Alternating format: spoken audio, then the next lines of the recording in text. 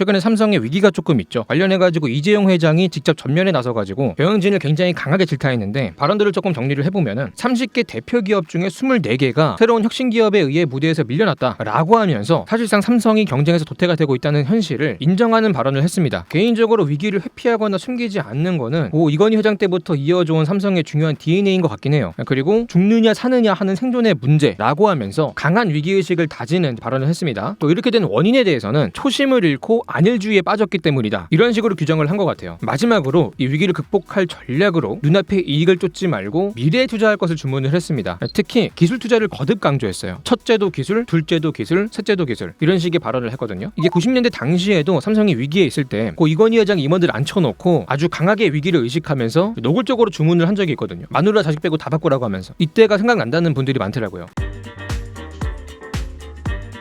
이재용 회장이 이렇게 강하게 발언을 하는 게 상당히 이례적이라고 합니다. 원래 이재용 회장 같은 경우는 보통 그림자 경영이라고 해가지고 전면에 잘 나서지 않았거든요. 거의 10년 가까이 그랬어요. 왜 거의 10년이냐면 2016년에 국정농단이 있었죠. 이게 벌써 9년 전 얘기인데 이때 이 사건을 파다 보니까 이재용 회장의 승계 관련 이슈가 드러났고 이때부터 이재용 회장이랑 관련해가지고 사법 리스크가 굉장히 커지게 됐죠. 과정에서 이재용 회장이 수감 생활만 2번을 해야 됐고 문제는 그룹의 최종 의사결정권자가 부재하다 보니까 리더십에 공백이 생겼다는 평이 많았어요. 애초에 팔다리가 막 묶여있다 보니까 이재용 회장이 전면에 나설 수 있는 상황 자체가 안 됐죠. 꼭 그렇게 무리하게 승계를 해야 되냐, 경영을 꼭 해야 되냐 이런 말도 많이 나왔고 그러다 보니까 경영 일선에서 한 발 물러나가지고 전문 경영인을 세우고 간접 경영을 하는 그런 모양새가 조금 관측이 됐거든요. 이게 승계가 점점 어려워지는 구조가 되다 보니까 앞으로 자녀 승계는 안 하겠다고 못을 또 박지 않았습니까? 아마 자녀 세대가 되면은 전문 경영인 체제로 바꿀 수 있을 것 같고 본인 세대에서는 그 과도기를 걷지 않을까 이런 말까지 나왔는데 거의 지금 9년 만에 이런 은둔을 청산을 하고 전면에 나서가지고 리더십을 발휘하는 그런 모습을 보이고 있거든요. 이재용 회장의 기존의 컨셉을 버리면서까지 위기 대응이 우선인 상황이 된 것 같다. 이런 말이 또 나오고 있습니다. 그리고 사실 얼마 전에는 항소심에서 무죄 판결을 받았거든요. 관련 혐의가 여러 개 정도가 됐는데 이게 다 무죄가 나왔어요. 그래서 사법 리스크가 거의 해소가 됐다. 이렇게 보고 이제는 조금 이렇게 경영을 열심히 할 수 있는 그런 환경이 조금 조정이 된 거죠. 그러면 지금 삼성이 왜 위기인가? 이거는 많이들 아시는 내용일 거라서 간단하게만 짚어볼게요. 메모리 반도체 같은 경우는 요즘에 인공지능이 뜨면서 인공지능을 구동하는 반도체로 엔비디아의 GPU가 주목을 받고 있죠. 이 엔비디아 GPU에 들어가는 메모리 반도체를 납품을 하는 게 새로운 먹거리로 부상하게 됐는데 이 삼성이 이 먹거리를 못 먹고 있습니다. 지금 아직도 엔비디아에 납품이 안 되고 있어요. 요구사항 충족이 안 돼가지고 신형 메모리 쪽은 상황이 이렇다고 치고 구형 메모리 쪽은 원래 잘해왔던 분야인데 심지어 여기도 지금 중국이 치고 올라오고 있거든요. 염가로 물량을 엄청나게 풀어가지고 마지막으로 위탁 생산인 파운드리 쪽은요 점유율 차이가 엄청 벌어졌죠. TSMC는 70% 쪽으로 수렴하고 있는데 삼성은 10% 쪽으로 수렴을 하고 있어요. 너무 많이 차이가 나요. 따라잡을 수 있을까 싶을 정도로. 덕분에 파운드리는 지금 적자가 조단위에요. 비용 대비 매출이 안 나오는 것도 이유겠지만 사실 그 수율이 안 좋은 것도 큰 이유거든요. 3나노 공정을 기준으로 수율이 20-30%가 나온대요. 반대로 말하면은 분량이 70-80%가 나온다는 거예요. 그만큼 비용 낭비가 클 수밖에 없는 거죠. 참고로 TSMC 같은 경우는 수율이 80-90%가 나온다고 하거든요. 지금 반도체 쪽이 다 안 좋습니다. 신사업은 선두주자가 되지 못했고 구사업은 후발주자의 추격을 받고 있고 답답한 거야 가운데 껴가지고. 반도체 말고 스마트폰도 마찬가지예요. 프리미엄은 애플에, 중저가는 중국산의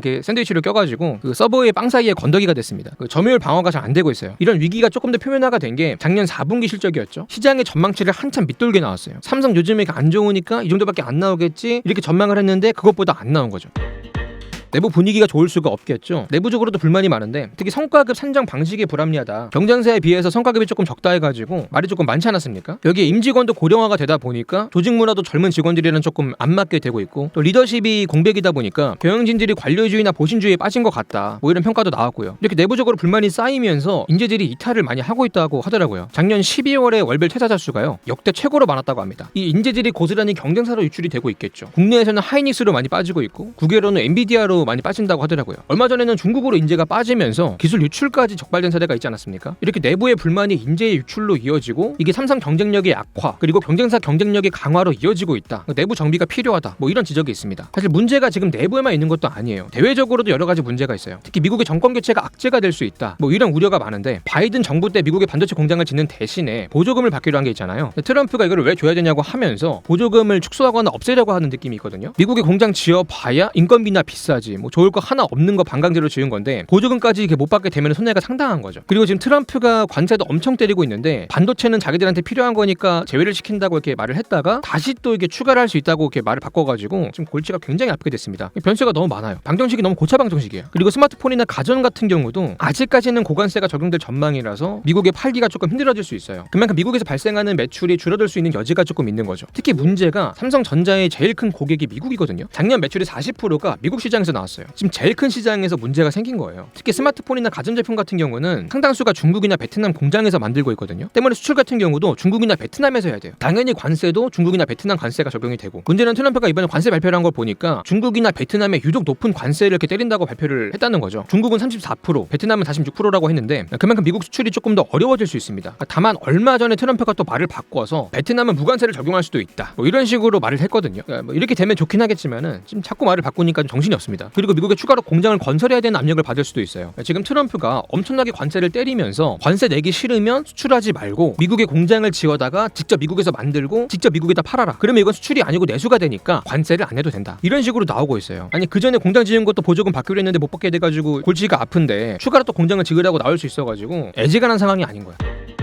보다시피 안팎으로 상황이 안 좋으니까 이재용 회장이 직접 여러 방면으로 뛰고 있다는 평이 많아요. 일단은 제일 큰 시장인 미국이 관세 이슈가 있다 보니까 여기에 대비해서 다른 시장에 물건을 더 팔아야 될 수 있는데, 그래서 우리 회장님이 직접 중국이나 일본 같은 데 방문을 해가지고 고객사들을 또 열심히 만나고 다니고 있습니다. 사실상 물건을 팔러 영업을 뛰고 있는 거죠. 중소기업 대표들이랑 하는 거 똑같습니다. 화장품 방판하는 거랑 똑같아. 정말 열심히는 하시더라고요. 매년 그 연휴를 반납해가지고 방판을 나가세요. 우리 재영이 형도 이렇게 열심히 사는데 내가 뭐라고 밥 먹고 식곤증 온다고 낮잠을 3시간을 쳐 자버린 걸까? 근데 잘 잤어요? 잘 땐 좋았으니까. 어쨌든 이번에 중국에 갔어요. 미국만 바라볼 수 없잖아요. 중국에도 플러팅 해야지. 나는 솔로 나왔다고 생각하고 여기저기 유혹해야죠. 그래서 이번에 거의 10년 만에 시진핑 주석을 만나고 왔대요. BYD 본사도 방문을 했습니다. BYD가 그 전기차 만들잖아요. 삼성은 여기에 부품을 대주는 이렇게 전장 사업을 또 하고 있고, 특히 중국이 세계에서 제일 큰 전기차 시장이고 BYD가 세계에서 제일 큰 전기차 회사다 보니까 거의 뭐 이제 방판 필수 코스라고 할 수 있는 거예요. 정말 큰 손입니다. 참고로 그 샤오미도 전기차를 만듭니다. 여기는 스마트폰도 만들어가지고 이쪽으로는 삼성이랑 이렇게 경쟁 관계인데 전장 사업으로는 또 샤오미가 고객사거든요. 그래서 이번에 샤오미 회장도 만나고 왔대요. 궁금한 게 그 자리에서 샤오미 회장은 샤오미 핸드폰 쓰고 이재용 회장은 갤럭시 썼겠죠. 근데 옆에 임직원 중에 아이폰 쓰는 사람 있었으면 좀 재밌었겠다. 그리고 일본도 원래 자주 가는데 일본이 또 자동차 산업이 발달해 있다 보니까 전장 사업에서 중요한 고객사들이 있지 않겠습니까? 작년에도 정의선 회장이랑 도요타 회장을 만난 적이 있고, 특히 2월에 손정희 회장이랑 오픈 AI 샘 올트먼 CEO를 만난 적이 있는데 이번에 아주 그냥 대규모로 데이터 센터를 지으려고 한대요. 여기에 삼성이 또 반도체를 납품을 할 수 있다 보니까 이런 거를 논의를 조금 한 것 같아요. 그래서 이번에 일본에 가면은 손정희 회장을 또 다시 만날 수 있다, 이런 예측이 또 나오고 있고요. 그리고 지금 당장은 미국이 조금 말썽이긴 해도 미국 시장을 앞에 두고 뒷짐지고 있는 거는 말이 안 되기 때문에 미국에도 열심히 뭔가를 하고 있습니다. 미국은 정치적으로 로비가 합법이다 보니까 삼성도 로비를 하기 위해서 워싱턴에 사무소를 두고 있다고 하는데, 기존에 바이든 정부랑 가까웠던 인사들을 내보내고 트럼프랑 가까운 인물들을 이렇게 영입을 하고 있다고 해요. 바이든 쪽이랑 친해가지고 꿀빤 거 4년밖에 못 빨고 이제 나가신 거죠. 그리고 이번에 그룹 내 모든 계열사, 모든 임원을 대상으로 세미나를 했다고 합니다. 삼성다운 복원을 위한 가치교육 뭐 이런 주제로 며칠 동안 합숙을 하면서 계열사만 60개 정도에다가 임원들 숫자만 2,000 정도라고 하는데 이 정도로 대규모 임원 교육이 진행이 된 것도 거의 10년 만이라고 하거든요. 그리고 앞에서 말했지만 이재용 회장이 경영에 몰두하기 힘든 상황이다 보니까 본인은 인사에 조금 더 신경을 쓰고, 경영 같은 경우는 경영진은 조금 더 많이 권한을 맡긴 것 같아요. 근데 요즘에 리더십 공백 문제가 불거지고 경영진에 대한 지적들이 자꾸 나오니까 여기도 이제 손을 조금 보려고 하는 것 같습니다. 실제로 경영진들이 반성을 해야 된다, 이런 말을 하기도 했고, 평소보다 인사 발령이 조금 엄청나게 잦아졌다는 말이 있더라고요. 성과에 따라 쳐내고 기용하는 거를 더 적극적으로 하고 있다는 게 평가가 있습니다. 자, 오늘 영상 여기까지고요. 지금까지 지식한 입의 한입만이었습니다.